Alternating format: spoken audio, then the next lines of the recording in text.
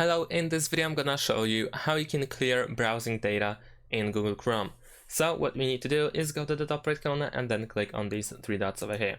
Now from here we can choose clear browsing data over here. So let's click that. And now we have two options. We can choose a basic clear of the data, and we can also choose advanced. So in the basic one we can remove the history, including the search box. We can sign out of most sites by deleting the cookies and RSA data, and we can remove cached images and files.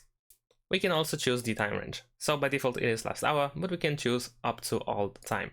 And in advanced, in addition to the previous ones, we also have download history, we have passwords, autofill form data, site settings, and hosted app data. And once you decide what you want to clear, click on clear data.